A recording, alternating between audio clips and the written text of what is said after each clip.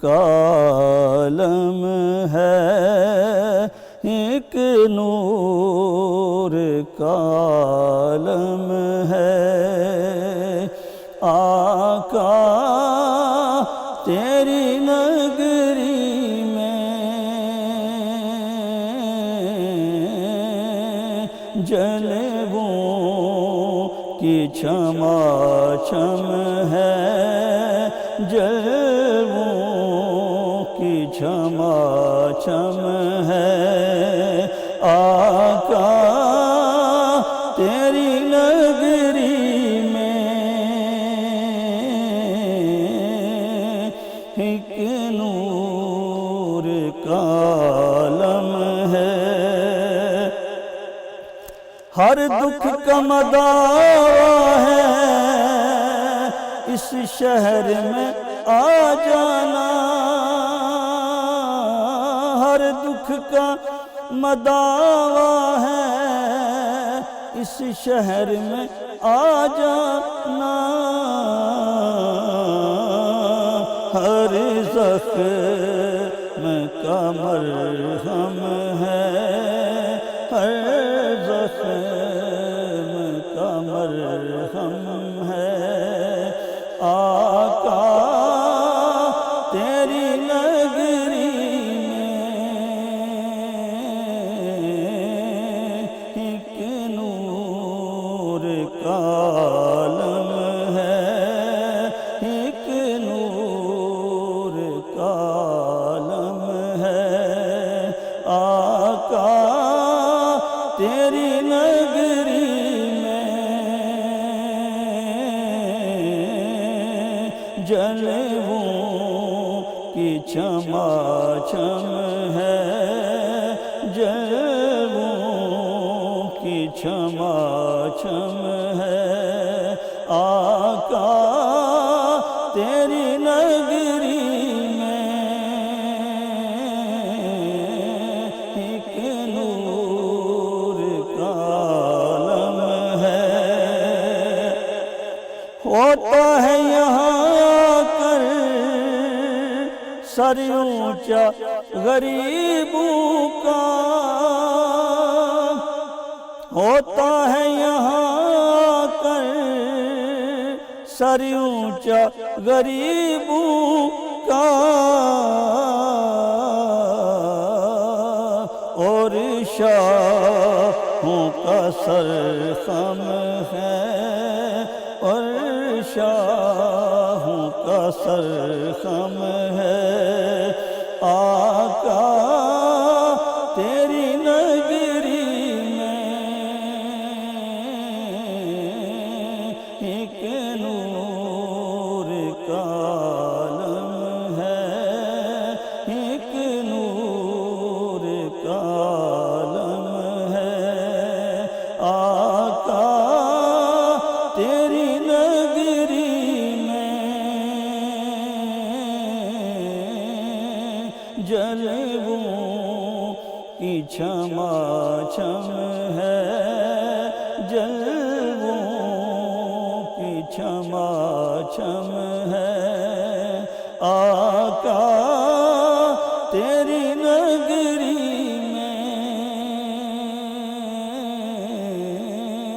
ایک نور کالم ہے، ایک نور کالم ہے۔ ایک دست تسلی ہے رکھا ہوا سینے پر، ایک دست تسلی ہے رکھا ہوا سینے پر۔ بھولا ہوا ہر غم ہے، بھولا ہوا ہر غم ہے۔ آقا تیری نگری میں ایک نور کالم ہے، ایک نور آقا تیری نگری میں جلووں کی چھما چھم ہے آقا تیری نگری میں ایک نور کا عالم ہے۔ بسم اللہ الرحمن الرحیم۔ السلام علیکم ناظرین، ابتدا کے ساتھ میں ہوں آپ کا میزبان صبوح سید۔ صبح بخیر ناظرین، رمضان المبارک کا مہینہ اللہ تعالیٰ کی رحمتوں کا اور نعمتوں کا مہینہ ہے۔ مسلمان پورا برس اس ماہ کا انتظار کرتے ہیں، اور اس ماہ کے اندر اللہ تعالیٰ نے وہ برکتیں اور وہ نعمتیں رکھی ہیں کہ انسان پورا سال اس تڑپ میں گزارتا ہے کہ کب یہ مہینہ دوبارہ آئے گا۔ اور ہم یہ دیکھتے ہیں کہ اس مہینے کے اندر صرف یہی نہیں کہ ہم صرف روزہ رکھتے ہیں، بلکہ روزے کے ساتھ بہت سی ایسی چیزیں جڑی ہیں کہ ہم سارا سال اس کا انتظار کرتے ہیں کہ یہ ایک بہانے ہیں، اور یہ بہانے آپس میں ملنے کے بھی ہیں، اپنے تعلقات کو درست کرنے کے بھی ہیں۔ یہ بہانے اس حوالے سے بھی ہیں کہ ہم قرآن کے ساتھ اپنا تعلق جوڑتے ہیں، اللہ کے رسول صلی اللہ علیہ وآلہ وسلم کے فرامین کے ساتھ اپنا تعلق جوڑتے ہیں، اور سب سے اہم بات یہ ہے کہ اللہ تعالیٰ کا قرب حاصل کرنے کا، اللہ تعالیٰ کی خوشنودی حاصل کرنے کا، اللہ تعالیٰ کی رضا حاصل کرنے کا یہ مہینہ ہے۔ اور اس مہینے میں ہر نیکی کا اجر کئی گنا بڑھ جاتا ہے۔ اور اس مہینے کے بارے میں اللہ تعالیٰ نے قرآن حکیم میں ارشاد فرمایا کہ اس مہینے کے اندر ایک ایسی رات بھی ہے جسے شب قدر کہا جاتا ہے، اور اس رات کی اتنی عظمت ہے، اتنی فضیلت ہے کہ قرآن کے نزول کی رات ہے، فرشتوں کے آسمان دنیا پر آنے کی رات ہے، اور اللہ تعالیٰ اس رات میں لوگوں کے گناہوں کی بخشش فرماتے ہیں، اور لوگوں کو وہ انعام دیا جاتا ہے کہ جس کے نتیجے میں وہ اللہ کے مقصود انسان بن جاتے ہیں۔ تو روزے کے بارے میں ایک حدیث مبارکہ میں جسے حدیث قدسی کہا جاتا ہے، رسول اللہ صلی اللہ علیہ وسلم کا ارشاد مبارک ہے کہ الصوم لی وانا اجزی بہ، روزہ اللہ تعالیٰ کہتے ہیں کہ روزہ میرے لیے ہے اور میں ہی اس کا اجر ہوں۔ لیکن ہمیں یہ جاننا چاہیے کہ ہمیں روزہ کس طریقے سے رکھنا ہے، اللہ تعالیٰ نے کیا احکامات دیے ہیں روزہ رکھنے کے بارے میں۔ اور بعض اوقات ہم روزے کی فضیلت کے حوالے سے تو بہت زیادہ گفتگو کرتے ہیں، جو کرنی بھی چاہیے اور اس کی اہمیت بھی ہے، لیکن ہمیں روزے کے مسائل کے بارے میں بھی آشنا ہونا چاہیے کہ روزے کے مسائل کیا ہیں۔ تو آج اس موضوع پر ہمارے ساتھ گفتگو کرنے کے لیے موجود ہیں جناب ڈاکٹر مفتی شکیل احمد صاحب۔ یہ مدرس ہیں جامعہ محمدیہ اسلام آباد میں، اور بہت زبردست گفتگو کرتے ہیں، اکثر ہمارے پروگرام میں تشریف لاتے ہیں۔ بہت شکریہ مفتی صاحب آپ یہاں تشریف لائے۔ ہمارے دوسرے انتہائی معزز مہمان ہیں جناب حافظ غلام ارتضیٰ نقشبندی صاحب، جامعہ اسلام آباد سے فارغ ہیں۔ بہت شکریہ حافظ صاحب آپ یہاں تشریف لائے، اور بارگاہ سید الکونین حضرت محمد مصطفیٰ صلی اللہ علیہ وآلہ وسلم میں گلہائے عقیدت پیش کرنے کے لیے آج ہمارے ساتھ موجود ہیں نور فاطمہ صاحبہ۔ بہت شکریہ نور فاطمہ آپ یہاں تشریف لائی ہیں۔ مفتی صاحب، میں گفتگو کا آغاز آپ سے کروں گا، تھوڑا سا یہ بتائیے گا کہ رمضان المبارک کے حوالے سے جو بڑے چند اہم مسائل ہیں، ہمیں روزہ رکھنے سے پہلے کیا کیا چیزیں جو ہیں وہ کرنی چاہیے؟ بسم اللہ الرحمن الرحیم۔ رمضان المبارک کا مقدس مہینہ جو ہے وہ آ چکا ہے، اور اللہ تعالیٰ کا فضل ہے، کرم ہے کہ اللہ تعالیٰ نے ہمیں صحت کے ساتھ یہ رمضان المبارک کے روزے رکھنے کی توفیق عطا فرمائی ہے۔ رمضان المبارک کے حوالے سے، روزوں کے حوالے سے پہلے تو قرآن کریم کی یہ آیت کہ اللہ تعالیٰ ارشاد فرماتے ہیں کہ میں نے آپ پر بھی روزے فرض کیے اور آپ سے پہلے جو امتیں ہیں ان پر بھی روزے فرض کیے۔ تو یہ فرمایا کہ آپ سے پہلے جو امتیں ہیں ان پر بھی روزے فرض کیے، اس کے کہنے کی کیا ضرورت تھی؟ یہ اس لیے اللہ تعالیٰ نے ارشاد فرمایا کہ جب انسان کو پتہ چلتا ہے کہ میں اس کام کے اندر اکیلا نہیں ہوں، بلکہ میرے ساتھ اور لوگ بھی ہیں، یا مجھ سے پہلے بھی جو لوگ کام کرتے رہے ہیں، تو اس کام کرنے کے اندر انسان کو سہولت جو ہے وہ محسوس ہوتی ہے۔ دوسری حدیث مبارک آپ نے پڑھی کہ اللہ تعالیٰ کا یہ ارشاد ہے کہ الصوم لی وانا اجزی بہ، اور دوسری روایت یہ بھی ہو سکتی ہے کہ قرات یہ بھی ہو سکتی ہے یا تلفظ یہ بھی ہو سکتا ہے وہ انا اجزا بہ۔ ایک تو یہ ہے کہ روزہ میرے لیے ہے اور میں ہی اس کا بدلہ دوں گا، اور دوسرا یہ ہے کہ روزہ میرے لیے ہے اور اس کا بدلہ میں خود ہوں۔ اور اس پر بعض لوگوں نے بڑا، مفسرین نے اور بعض لوگوں نے ایک بڑا خوبصورت نقطہ بیان کیا ہے، لطیف نقطہ بیان کیا ہے کہ اللہ تعالیٰ کی جو شان مبارک ہے وہ یہ ہے کہ اللہ تعالیٰ کھاتے پیتے نہیں ہیں، اور یہ چونکہ روزے کے اندر بھی انسان کے اندر کسی درجے میں یہ چیز آ جاتی ہے، یہ شان آ جاتی ہے، تو اللہ تعالیٰ فرماتے ہیں کہ یہ بندہ بھی کسی صفت میں، کسی درجے میں میرے مشابہ ہو گیا۔ اس متعین وقت کے لیے جی برابر ہو اس میری اس صفت کے اندر میرے ساتھ یہ مشابہ اوقات فرمایا کہ میں ہی اس کا کیا ہوں، بدلہ ہوں، کوئی اور بدلہ نہیں دے سکتا۔ باقی رمضان المبارک کے حوالے سے جو احکامات ہیں یہ تو کافی زیادہ ہیں اور مختلف نوعیت کے ہیں، کسی ایک کو متعین نہیں کیا جا سکتا، لیکن یہ ہے کہ رمضان سے پہلے انسان کو ذہنی طور پہ اپنے آپ کو تیار کر لینا چاہیے کہ رمضان کا مہینہ آ رہا ہے، یہ عبادت کا سیزن ہے، اس کے اندر میں نے عبادت کرنی ہے، اور اس کے لیے اہم ترین جو چیز ہوتی ہے کہ رمضان سے پہلے ہی انسان اپنے جو مختلف قسم کے کام ہیں ان کاموں کو کہہ لے کہ یہ کام جو ہے وہ میں نے نہیں کرنے، صحیح، جو اپنی مصروفیات ہیں ان کو پہلے سے اللہ کر لے کہ مثال کے طور پہ جو ہے وہ پہلے کس جگہ کو کام کرتا تھا تو کام کو کم کر دے، یا اسی طرح دکانداری کرتا تھا تو سوچ لے کہ پہلے اتنے وقت میں کرتا تھا ابھی میں نے، تو اپنی جو مصروفیات ہیں ان کو انسان کم کرنے کی کوشش کرے، پہلے طور پہ تو پہلے ذہنی طور پہ تیار ہو جائے، اور دوسرے نمبر پہ اپنی مصروفیات کے انسان جو ہے وہ کم کر لے۔ اور تیسری جو چیز ہے وہ رمضان المبارک کے حوالے سے ہے کہ رمضان المبارک کے اندر پہلی چیز جو ہے انسان قرآن کریم کی زیادہ سے زیادہ جو ہے وہ تلاوت کرے، اور دوسرے نمبر پہ ہے کہ انسان جو ہے وہ کلمہ طیبہ اور استغفار کی کثرت کرے، اور تیسرے نمبر پہ یہ ہے کہ انسان جو ہے وہ جہنم سے پناہ مانگے۔ تو یہ چیزیں رمضان المبارک کے اندر انسان کو کثرت کے ساتھ کرنی چاہیے، اور اس کے ساتھ ساتھ جو ایک اہم ترین چیز جو ہمیں خاص طور پہ ان ایام کے اندر اور اس سال کے اندر درپیش ہے، جو اس سے پہلے نہیں تھی، کہ آپ صلی اللہ علیہ وسلم نے ارشاد فرمایا کہ یہ مہینہ جو ہے غمگساری کا مہینہ ہے، دوسروں کے ساتھ جو ہے دوسروں کے دکھ اور غم جو ہے وہ بانٹنے کا ہے۔ یہ نہیں ہے کہ انسان اپنا پیٹ بھر کے خود اپنی سحری اور افطاری کر کے جو ہے انسان وہ خوش ہو جائے، لیکن پڑوس کے اندر انسان جو ہے اس کا جو ہے وہ پڑوسی ہے یا اس کا کوئی اور رشتہ دار ہے یا محلے میں رہنے والے کچھ لوگ ہیں وہ خود بھوکے ہیں، تو آپ نے ارشاد فرمایا کہ وہ انسان مومن ہی نہیں ہے، آپ نے اس کو آگ کر دیا۔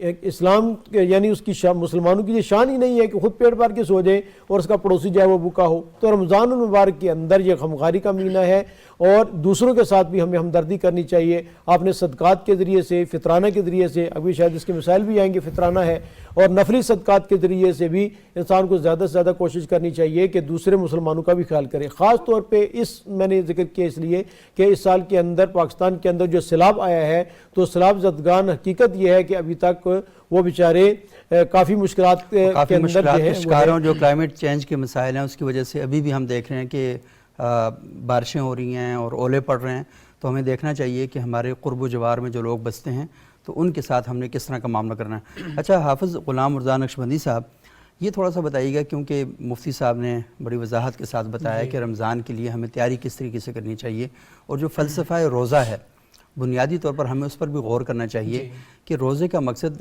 خود بھوکا اور پیاسا رہنا نہیں ہے، بلکہ آپ کے اندر وہ احساس اور وہ تڑپ پیدا کرنی ہے تاکہ آپ کو احساس ہو کہ بھوک اور پیاس اصل میں ہوتی کیا ہے، اور جب بھوک اور پیاس کسی اور کی ہے تو جب تک آپ خود فیل نہیں کرتے، جسے کہتے ہیں نا کہ ایک ہوتی ہے ہمدردی، ہمدردی یہ ہے کہ آپ کسی کو بھوکا اور پیاسا دیکھیں تو آپ کہیں اس کو کھانا لے کر دے دیں، لیکن ہمدلی یہ ہوتی ہے کہ آپ اس جیسا اپنے آپ کو محسوس کریں، تو پھر اس طریقے سے آپ وہ کریں۔ تو مجھے یہ بتائیے گا کہ اکثر اوقات یہ جو سحر اور افطار میں ہم لوگ یہ دیکھتے ہیں کہ لوگ بہت زیادہ کھانا شروع کر دیتے ہیں، اور کھانے میں یہ سوچ رہے ہوتے ہیں یار زیادہ کھا لو تاکہ دن میں بھوک نہ لگے۔ تو مجھے بتائیں کہ یہ جو سحری اور افطاری میں حد سے زیادہ ہم اسراف برتتے ہیں، تو مذہب کی تعلیمات کیا کہتی ہیں اس بارے میں؟ بسم اللہ الرحمن الرحیم۔ سب سے پہلے تو اللہ کا لاکھ لاکھ شکر ہے کہ اس خالق ارض و سما نے ہمیں ایک بار پھر یہ موقع عطا کیا کہ ہم رمضان المبارک کی ان پر نور ساعتوں میں بیٹھے ہیں، وگرنہ کتنے ایسے لوگ ہوں گے جو پچھلے سال ہمارے ساتھ تھے، اس سال نہیں ہیں۔ اگر مجھے اور آپ کو یہ موقع مل گیا دوبارہ رمضان میں بیٹھنے کا، رمضان کی رحمتیں پانے کا، تو ہمیں اللہ کا شکر بجا لانا چاہیے۔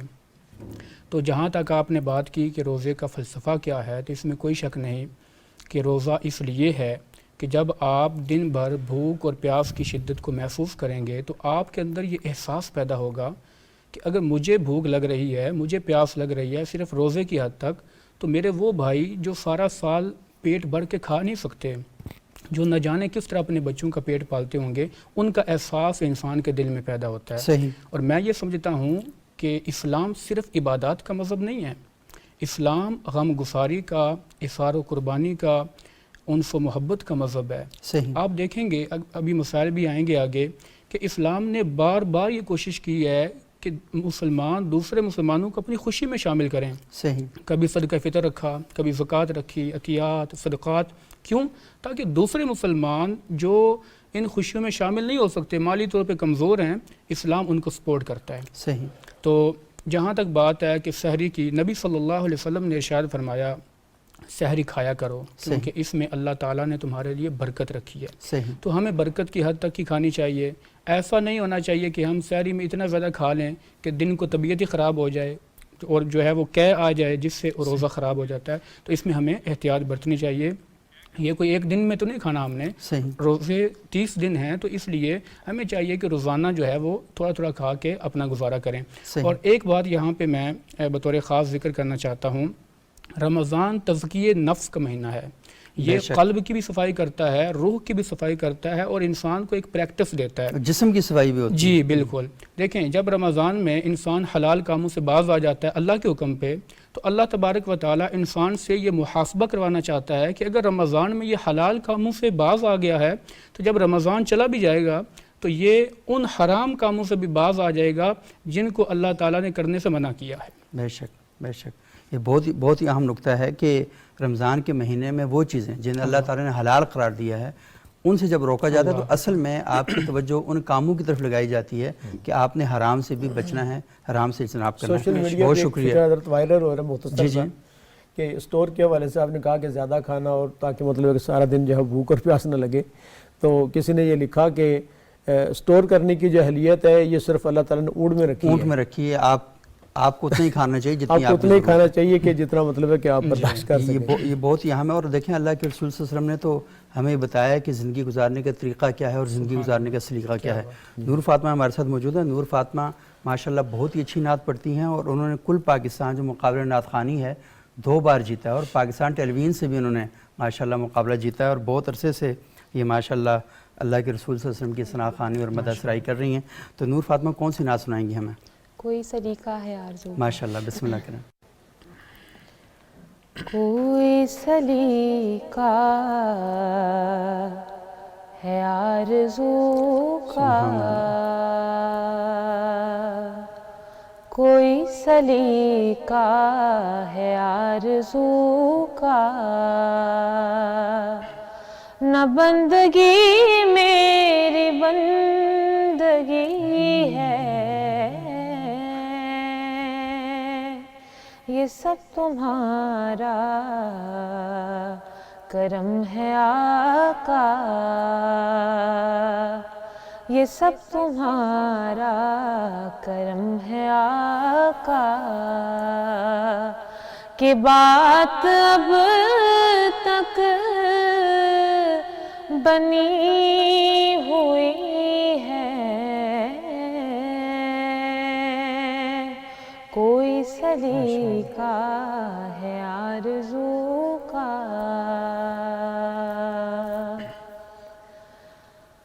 عطا کیا مجھ کو درد الفت،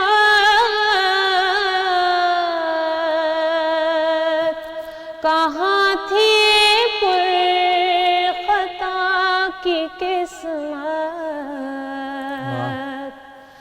عطا کیا مجھ کو درد الفت، کہاں تھی پر خطا کی قسمت، میں اس کرم کے کہاں تھا قابل، میں اس کرم کے کہاں تھا قابل، حضور کی بندہ پروری ہے، کوئی سلیقہ ہے آرزو کا، عمل کی میرے اساس کیا ہے، بجز ندامت کے پاس کیا ہے، عمل کی میرے اساس کیا ہے بجز ندامت کے پاس کیا ہے رہے سلامت بس ان کی نسبت رہے سلامت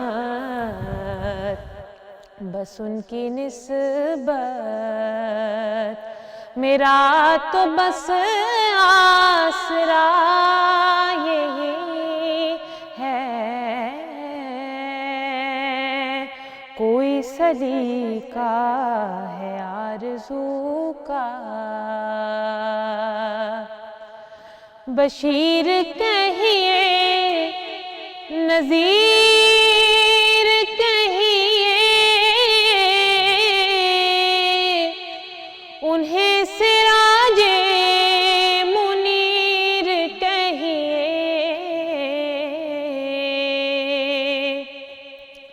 بشیر کہیے نذیر کہیے انہیں سراج منیر کہیے جو سر بسر ہے کلام ربی جو سر بسر ہے کلام ربی وہ میرے آقا کی زندگی ہے کوئی سلیقہ ہے آرزو کا ناظرین وقفے کے بعد ایک بار پھر پروگرام ابتدا میں خوش آمدید۔ آج ہم گفتگو کر رہے ہیں روزے کے مسائل کے حوالے سے، اور وقفے میں ہمیں جوائن کیا ہے ڈاکٹر عبدالصمد شیخ صاحب نے، بین الاقوامی اسلامی یونیورسٹی اسلام آباد میں تدریس کے شعبے سے منسلک ہیں۔ بہت شکریہ ڈاکٹر صاحب۔ اچھا ڈاکٹر صاحب، میں گفتگو کا آپ سے ہی آغاز کروں گا وقفے کے بعد۔ یہ بتائیے گا کہ کیا سحری، اکثر اوقات لوگ یہ کہتے ہیں کہ اگر آپ نے سحری نہیں کی تو آپ کا روزہ نہیں ہوا، کیا بغیر سحری کے روزہ ہو جاتا ہے؟ بسم اللہ الرحمن الرحیم۔ شکریہ سبوق صاحب اور دیگر احباب۔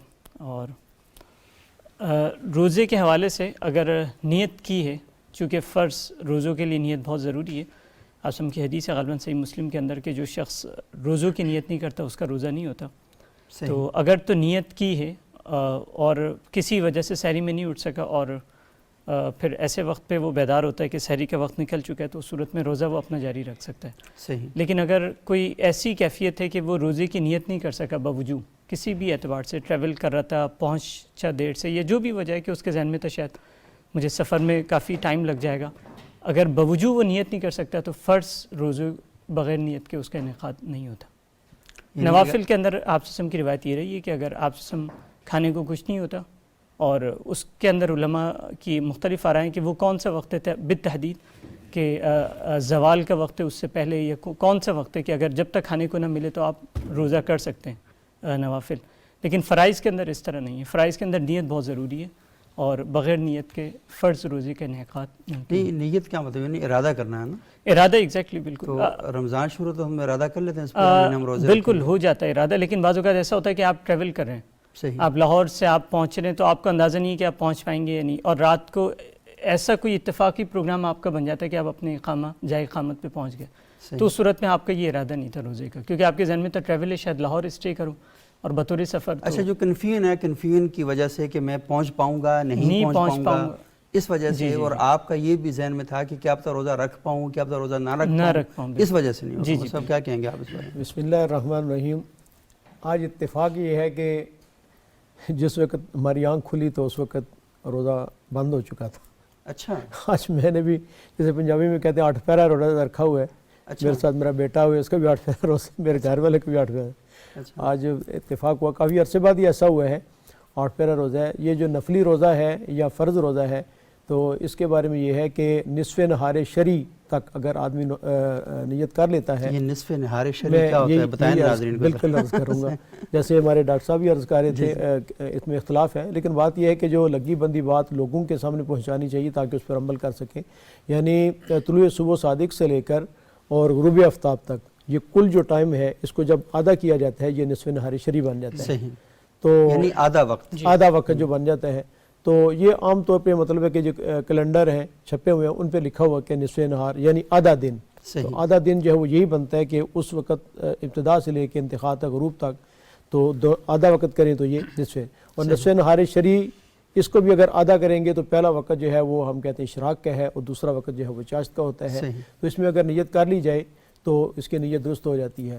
نفلی روزے کے بارے میں جیسے حضرت ڈاکٹر صاحب نے فرمایا وہ یہی کہ آپ صلی اللہ علیہ وسلم گھر تشریف لاتے تھے تو اشراق کے وقت تو ازواج مطہرات سے پوچھتے تھے کوئی کھانے کے لیے چیز ہے، تو ازواج مطہرات کہتے ہیں کوئی کھانے کے لیے چیز نہیں، تو آپ فرماتے تھے آج میں روزے سے ہوں.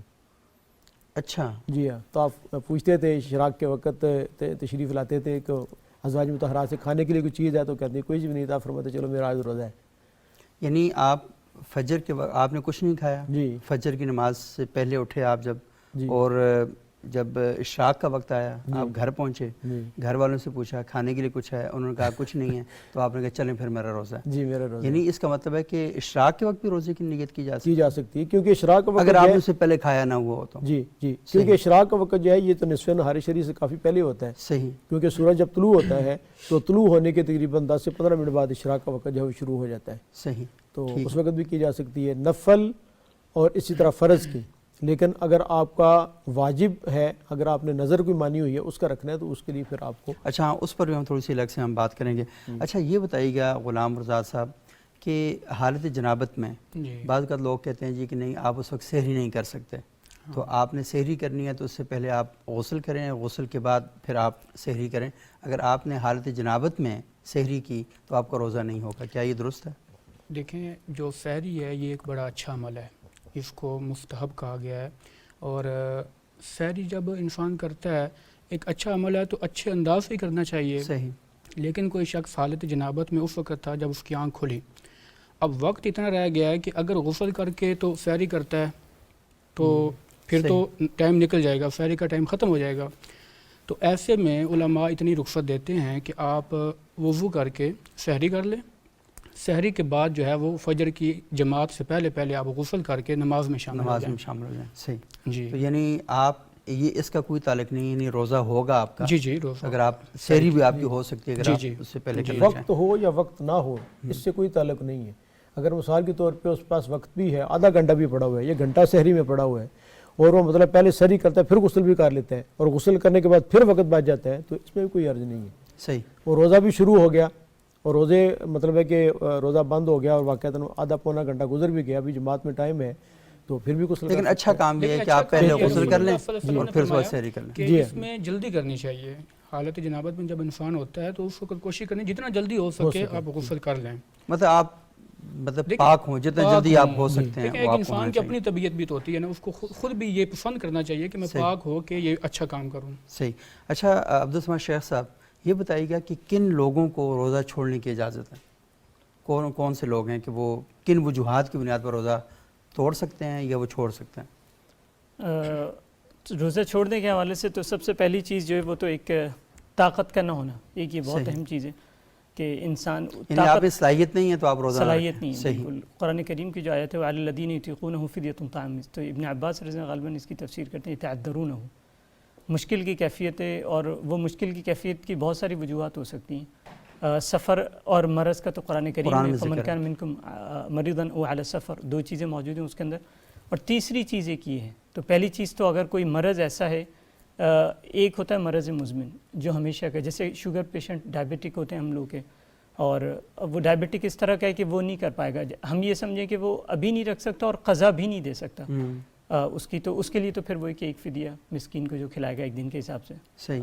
اور اگر وہ غریب آدمی ہو پھر غریب آدمی اگر اس سطح کا ہوگا کہ وہ بالکل نہیں، تو آپ سم کے زمانے میں ایسا بھی ہوا ہے کہ قضا کے موقع پہ ساری کھجوریں اس کو دے دی گئی. اس نے کہا مجھ سے زیادہ تو حقدار ہے ہی نہیں اس علاقے میں کوئی. آپ نے کہا یہ کھجوریں لے کے جاؤ صدقہ کر دو. انہوں نے کہا مجھ سے زیادہ کون مستحق ہے. تو تکلیف تو جب ہوتی ہے نا شریع، جب آپ مکلف ہیں، جب آپ کسی چیز کے مکلف ہی نہیں ہیں تو پھر وہ ساری چیزیں تکلیف کا ایک عمومی قاعدہ یہ ہے کہ تکلیف ہوتی جب ہے جب آپ مکلف ہیں. تو اگر اس طرح کی کیفیت ہے کہ وہ کھلانے کی بھی طاقت نہیں رکھ سکتا تو اللہ تعالیٰ بہت غفور رحیم.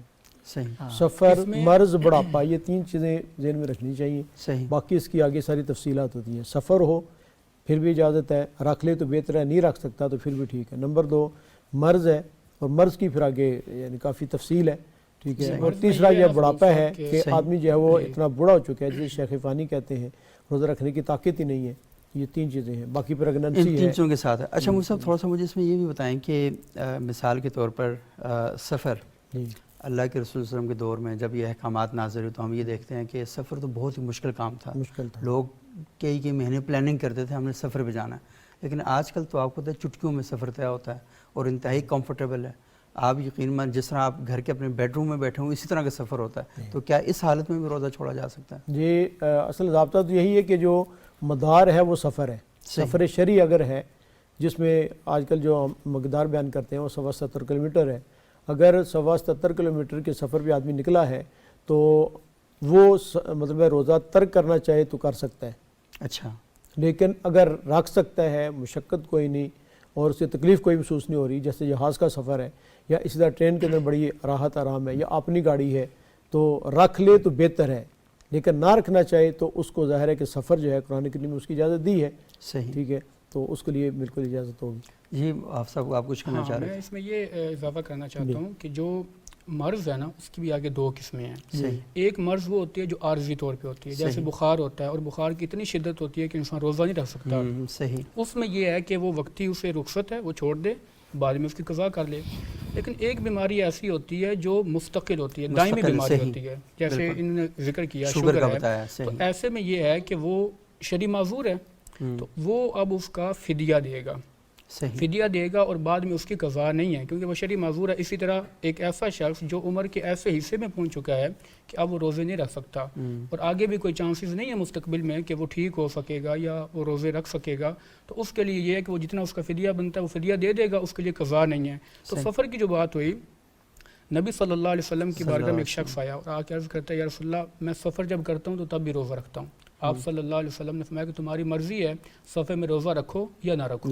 صحیح. ٹھیک ہے. اور پھر دوسری بات یہ ہے کہ آج کل کے سفر بڑے آرام دہ ہیں، وہ دقت نہیں ہے، لیکن جہاں پہ اللہ تبارک و تعالیٰ نے رخصت دی ہے نا سفر میں، وہاں ساتھ یہ بھی فرمایا ہے کہ اگر تم سفر میں روزہ رکھ لو تو یہ تمہارے لیے بہتر ہے.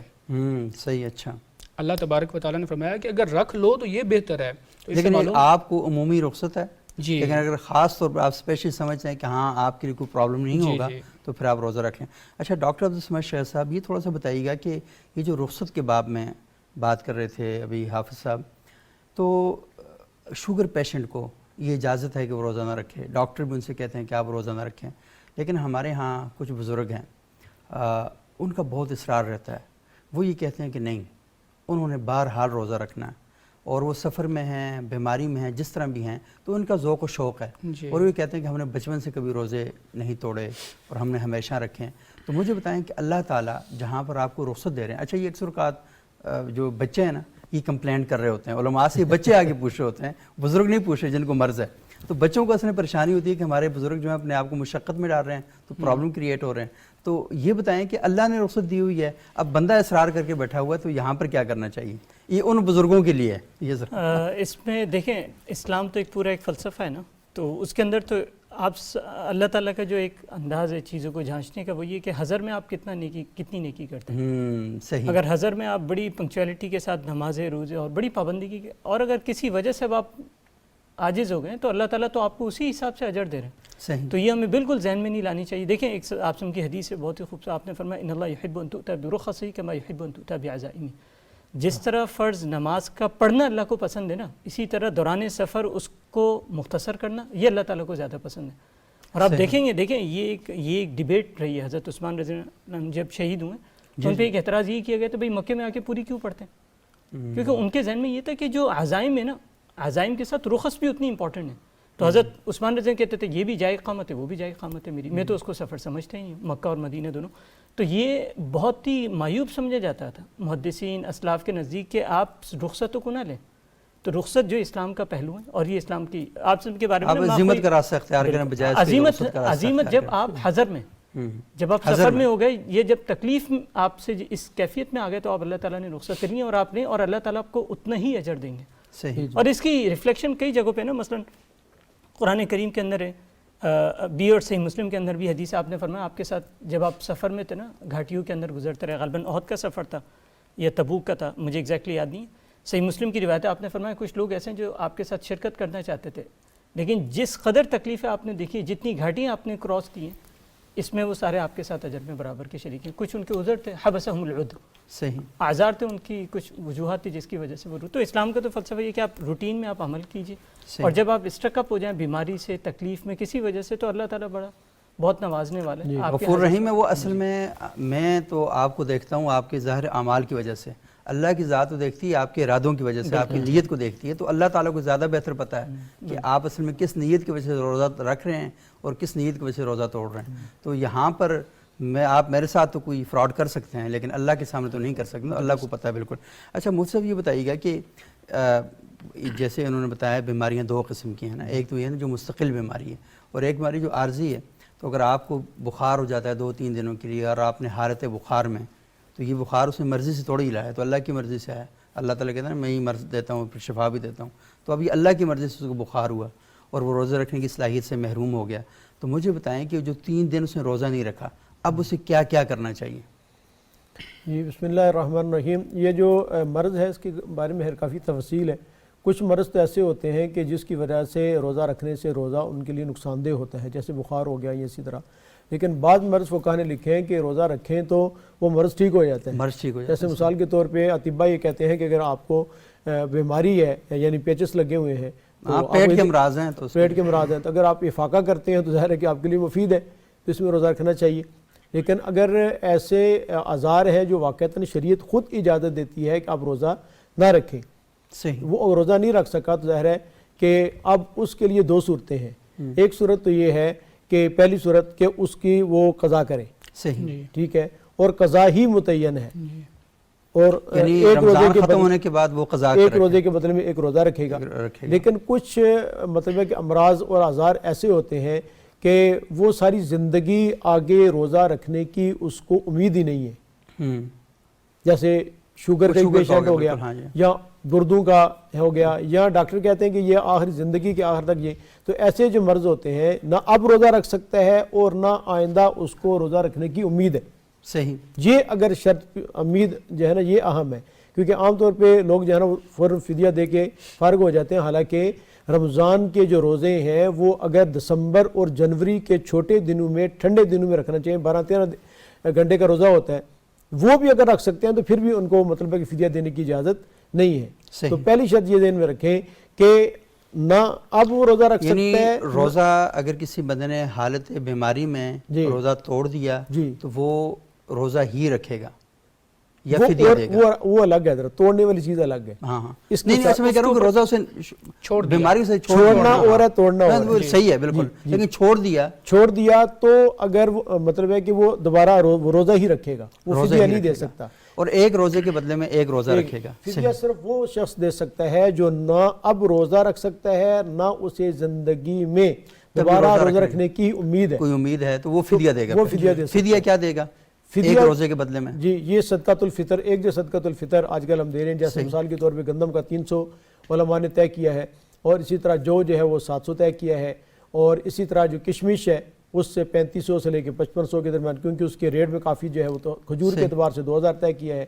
تو اپنی وسعت کے مطابق، طاقت کے مطابق، اپنی مالی معاشی طاقت کو دیکھیں، اس کے مطابق جو ہے ایک روزے کا جو فدیہ ہے وہ وہی ہے جو ایک صدقۃ الفطر کی مقدار ہے، وہ ادا کر سکتا ہے. توڑنے والا جو مسئلہ ہے، اچھا وہ توڑنے والا الگ سے ہم بیان کرتے ہیں. یہ بتائیے گا کہ کفارہ کیا ہے؟ جی کفارہ پہلے تو ہم یہ سمجھ لیتے ہیں کہ کفارہ کب دینا ہوتا ہے. صحیح، جب انسان جان بوجھ کر، جانتے بوجھتے ہوئے روزے کو توڑ دیتا ہے یا چھوڑ دیتا ہے. صحیح، سخت بھی تھی روزہ رکھنے کی، یا اس نے روزہ رکھا ہوا تھا، روزہ رکھ کے توڑ دیا، اب اس کے اوپر کفارہ لازم آئے گا. صحیح، اب فدیہ سے بات نہیں بنے گی کہ وہ فدیہ دے کے بچ جائے گا، ایسا نہیں ہوگا. کفارہ دینا پڑے گا، اور کفارے کی صورتیں ہیں. یا تو اسے چاہیے وہ رکھے 2 مہینے لگاتار روزے رکھے گا، بیچ میں ایک بھی اسکپ کر دے گا تو پھر اسے دوبارہ سے شروع کرنے پڑیں گے. ایک دوسرا یہ ہے کہ 60 مسکینوں کو ایک دن کا کھانا کھلائے گا. صحیح، ایک دن میں 2 وقت ہوتے ہیں تو صبح و شام کو ان کو کھانا کھلائے گا. اگر یہ بھی نہیں کرنا چاہتا تو پھر ایک تیسرا آپشن بھی ہے کہ ان 60 مسکینوں کو صدقہ فطر کے برابر رقم دے دے. صحیح. تو یہ ہے کفارہ ایک روزے کا. یعنی 3 چیزیں ہیں کہ اگر ایک روزہ آپ نے جان بوجھ کے توڑ دیا تو اس کے نتیجے میں یا تو آپ نے 60 دن لگاتار روزے رکھنے ہیں جی یا پھر آپ نے 60 مسکینوں کو صبح اور شام دونوں وقت کا کھانا کھلانا ہے, یا تیسرا یہ ہے کہ آپ ان کو اس برابر رقم دے دیں تاکہ وہ خود اپنے کھانے کا بندوبست کر لیں. ٹھیک ہے, یہ ہے ایک سارا. پہلی چیز تھی لیکن ڈاکٹر صاحب نے شاید آج کا رائج نے اس لیے چھوڑ دیا. پہلی چیز اللہ تعالیٰ نے فرمایا کہ اتق و رقبتین, غلام آزاد کرنا. نمبر 2 60 مسکین کو کھانا کھلانا. لیکن ویسے یہ تو ابھی بھی ہو سکتا ہے کیونکہ جیلوں میں ایسے قیدی پڑے ہوئے ہیں کہ جن کے پاس جرمانہ دینے کی اہلیت صلاحیت نہیں ہے, تو اگر ان کی جگہ آپ دے دیں. لیکن بہرحال خیری علماء اکرام خود ہی آپس میں بیٹھ کر طے کر لیں گے. اچھا شیخ صاحب یہ بتائیے گا کہ یہ جو ایام مخصوصہ میں خواتین کے لیے روزے رکھنے کے احکامات ہیں وہ کیا ہیں, خواتین کیا کریں؟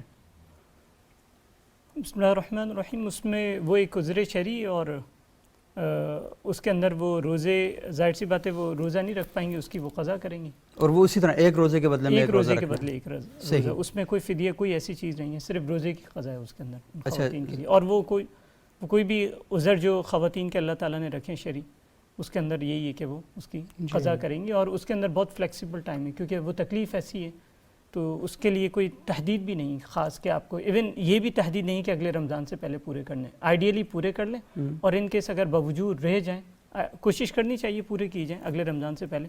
اگر رہ جائیں لیکن کوشش کریں کہ زندگی کا چونکہ کچھ معلوم نہیں تو اس کو جب بھی آپ کو زندگی موقع ملے آپ وہ روزے رکھ کے ان کی جو قضا ہے وہ آپ کر سکتے ہیں. عورت کے عام طور پہ حضرت 3 طرح کے اس کے مرض ہوتے ہیں. نمبر 1 پریگننسی ہوتی ہے, اور دوسرے نمبر پہ یہ ہوتا ہے کہ بچے کو دودھ پلانا ہوتا ہے, اور تیسرے نمبر پہ جو پیریڈ ہے مینسیز ہے. یہ 3 طرح کے ان کے اظہار ہوتے ہیں جس کی وجہ سے روزہ چھوڑ سکتے ہیں. صرف ایک چیز کا میں اضافہ کرنا چاہوں گا, ایک حیض ہے, ایک ہے استحاضہ, اور ایک ہے نفاس. اب 2 جو چیزیں ہیں حیض اور نفاس, اس میں تو اس کو رخصت ہے کہ وہ روزہ چھوڑے اور بعد میں رکھے. لیکن ایک استحاضہ ہوتا ہے, وہ نہ تو حیض ہوتا ہے نہ ہی وہ نفاس ہوتا ہے, وہ نجس نہیں ہوتا, وہ ایک بیماری کا خون ہوتا ہے, اس میں اسے روزہ رکھنا چاہیے. صحیح, وہ رکھے روزے, اور اس میں نمازیں بھی پڑھے گی. صحیح جی. تو بہت بہت شکریہ جناب ڈاکٹر مفتی شکیل احمد صاحب, جناب حافظ غلام مرتضیٰ نقشبندی صاحب, جناب ڈاکٹر عبدالصمد شیخ صاحب. ناظرین, آج آپ نے علماء اکرام کی گفتگو سنی, اور لازمی نہیں ہے کہ یہ جو گفتگو ہے اس کے اندر مزید بھی سوالات کئی پیدا ہو سکتے ہیں, تو آپ اپنے جو مقامی علماء اکرام ہیں ان سے ضرور رابطہ کریں.